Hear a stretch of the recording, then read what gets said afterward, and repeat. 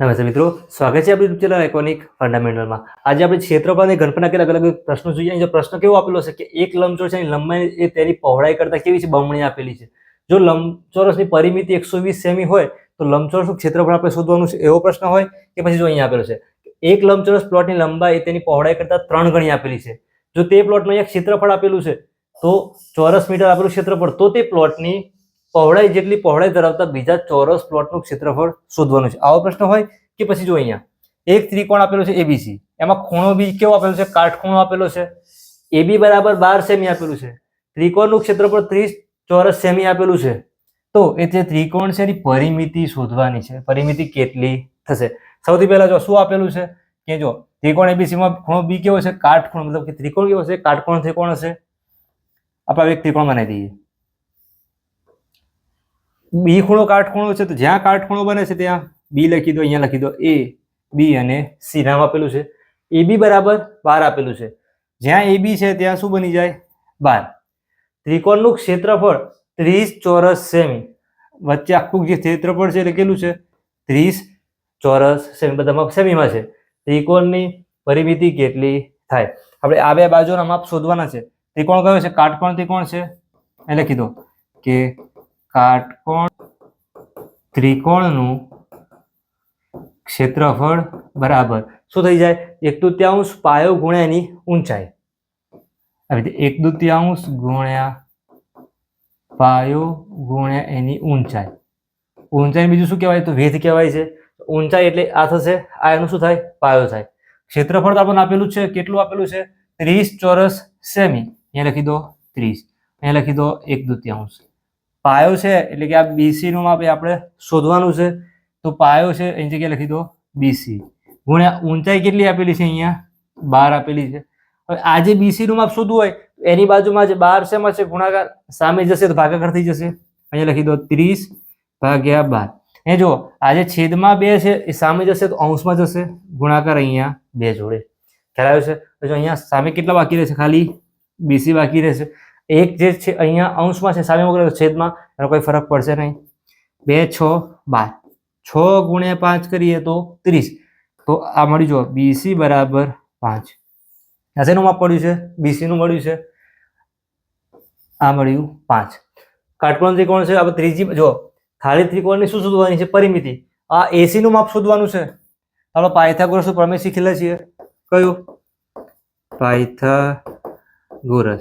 એટલે કે કાટકોણ ત્રિકોણમાં આ જે કર્ણનો વર્ગ છે એ આ જે કાટખૂણો બનાવે છે એ બનાવતી આ બે બાજુના વર્ગના સરવાળા બરાબર થાય। મતલબ કે 12 નો વર્ગ કરો પ્લસ 5 નો વર્ગ કરો, 12 નો વર્ગ 144, 5 નો વર્ગ 25, શું થયું, કાટકોણ ત્રિકોણમાં જે કર્ણ છે એનો વર્ગ એ શું થાય, આ બે બાજુના વર્ગ એટલે 12 નો વર્ગ 5 નો વર્ગ, જે જવાબ આવે એનો સરવાળો કરી દો। 5 ને 4 9, 4 + 2 6, અહીંયા 169, એ શું મળ્યું, જે કર્ણ છે એનો વર્ગ, અહીંયા મળ્યો AC નો વર્ગ, 169 13 નો વર્ગ છે, તો AC નું માપ કેટલું મળ્યું, અહીંયા 13। પાછળ બધામાં એકમ સેમીમાં છે તો અહીંયા સેમી, જો આ AC થઈ ગયો 13। પરિમિતિ શોધવાની છે, 13 12 5 છે। આવી રીતે તો જો 5 12 13 પાયથાગોરસની ત્રિપુટી છે, ડાયરેક્ટ આપણે ઘણા વખત પણ યાદ હોય તો લખી શકીએ 13। 13 + 12 કરીએ, જો 13 + 2 15 + 10 25 + 5 એટલે કે 30। પરિમિતિ કેટલી થશે, ઓપ્શન A આ શું થઈ ગયો એનો આન્સર। ખ્યાલ આવ્યો છે? જો આ ત્રિકોણના બધા સૂત્રો છે એ આવડવા ખાસ જરૂરી છે। અહીંયા જોઈએ, એક લંબચોરસ પ્લોટની લંબાઈ એ તેની પહોળાઈ કરતા 3 ગણી છે। એક લંબચોરસ પ્લોટ છે, એની પહોળાઈ આપેલી છે અહીંયા વધારે, પહોળાઈ છે એ જો તે પ્લોટની લંબાઈ તેની પહોળાઈ કરતા 3 ગણી છે। જેટલી પહોળાઈ હશે, વિચારો કે આ x છે તો આ 3 ગણી એટલે કે 3x થશે। અહીંયા 1 હોય તો 1 ના ગણા 3 થાય। એવી રીતે જો તે પ્લોટનું ક્ષેત્રફળ આપેલું છે 7803 ચોરસ મીટર, તો તે પ્લોટની પહોળાઈ જેટલી પહોળાઈ ધરાવતો બીજો ચોરસ શોધવાનો છે। તો પહેલા આ બાજુના માપ શોધી લઈએ, તો ચોરસ અહીંયા ક્ષેત્રફળ આપેલું છે, લંબચોરસ છે, લંબચોરસનું ક્ષેત્રફળનું સૂત્ર, તો લંબચોરસનું ક્ષેત્રફળ શોધવા આપણે શું કરીએ, લંબાઈ ગુણ્યા પહોળાઈ, L ગુણ્યા B કરીએ, લંબાઈ ગુણ્યા પહોળાઈ બરાબર શું થઈ જાય, જે લંબચોરસ છે એનું ક્ષેત્રફળ। અહીંયા શું આપેલું છે, પહોળાઈનું માપ, જો લંબચોરસ પ્લોટની લંબાઈ તેની પહોળાઈ કરતા 3 ગણી છે. એટલે કે જેટલી પહોળાઈ હશે એના કરતા 3 ગણા કોણ હશે? તો આ જે એની લંબાઈ છે. અહીંયા જો L અને B, લંબાઈનું માપ એ પહોળાઈના કેટલા ગણા છે? 3 ગણા છે. તો પહોળાઈમાં આપણે જો B લઈએ તો અહીંયા કેટલા થઈ જાય? 3B. શેના માટે? લંબાઈ માટે. આ રીતે લખાય 3B ગુણ્યા B. કેમાં 3B આવ્યા? તો પહોળાઈના 3 ગણા છે, લંબાઈ છે. પહોળાઈ આપણે અહીંયા ખાલી B લીધી તો 3B થઈ જાય. અહીંયા 7803 લંબચોરસનું ક્ષેત્રફળ આપેલું છે. 3B ગુણ્યા B કરીએ, 3B નો વર્ગ, B ગુણ્યા B એટલે કે B સ્ક્વેર, અહીંયા 3 છે એ 7803. અહીંયા ગુણાકારમાં જે 3 છે સામે છે ભાગાકાર, 7803 છેદમાં આવશે 3. જો 3 ની વિભાજિતતા નીચે આવી, 8 + 7 15, 15 + 3 18. અંકોનો સરવાળો છે 3 થી ભાગી શકાય છે, એટલે 18 ને આપણે 3 થી ભાગી શકીએ. આખી સંખ્યાને આપણે 3 થી ભાગી શકીએ. અહીંયા આવશે B નો વર્ગ. 3 થી ભાગ લઈએ તો ભાગ કેટલા ગયા છે? પહેલા 3 દુ 6, 1 વધશે, 3 6 18. ભાગ નથી ચાલતો, 3 1 3, એટલે કે 2601 બરાબર B નો વર્ગ. ખ્યાલ આવ્યો છે? આપણે શોધવાનું છે ખાલી B નું માપ. તો B બરાબર 2601 એટલે કોઈક સંખ્યાનું શું હશે? આ પૂર્ણ વર્ગ સંખ્યા છે, કોઈકનું આપણે વર્ગ, આનું વર્ગમૂળ શોધવું પડશે. તો B અહીંયા જો 25 અથવા 50 નો વર્ગ લઈ, ડાયરેક્ટ 50 નું, 50 પાછું 25 25 થાય છે. 51 લો 52 લો એવી રીતે કરશો, એટલે કે 51 ગુણ્યા 51 કરી દેવાના. ના થાય તો 52 ગુણ્યા 52 કરી દેવાના. ખ્યાલ આવ્યો છે? 2601 કોનો વર્ગ છે? તો 51 નો વર્ગ છે. તો B બરાબર આપણે શું મળી જાય? 51. ખ્યાલ આવ્યો છે? 52 ગુણ્યા 52 કરશો અથવા અવયવ પાડીને પણ આપણે ગણી શકીએ છીએ. B નું માપ મળ્યું છે 51, એ લખી દો 51. લંબાઈ એના કરતા કેટલા ગણી છે? 3 ગણી છે. લંબાઈ 3 ગણી, તો 51 ગુણ્યા 3 કરીએ એટલે 50 ગુણ્યા 150, 153 થઈ જશે. શું કીધું છે? તો તે પ્લોટની પહોળાઈ જેટલી પહોળાઈ શોધી છે. આ પ્લોટની પહોળાઈ જેટલી પહોળાઈ ધરાવતા બીજા ચોરસ પ્લોટ, એક પ્લોટ આવો ચોરસ છે, જેટલી આની પહોળાઈ આવી છે એટલી જ પહોળાઈ અહીંયા આવે છે, મતલબ કે 51. ચોરસમાં તો લંબાઈ પહોળાઈ બંને સેમ એક જ હોય, ખાલી આ જે માપ છે બધા કેવી જે માપ છે 4 વખત હશે. તો બીજા ચોરસ પ્લોટનું આપણે ક્ષેત્રફળ શોધવાનું છે. ચોરસનું ક્ષેત્રફળ બરાબર શું થાય? લંબાઈ ગુણ્યા લંબાઈ, એટલે લંબાઈનો વર્ગ. 51 ગુણ્યા 51. તો અહીંયા 2601 એ 51 નો વર્ગ હતો, તો અહીંયા 51 ગુણ્યા 51 એટલે કે 2601.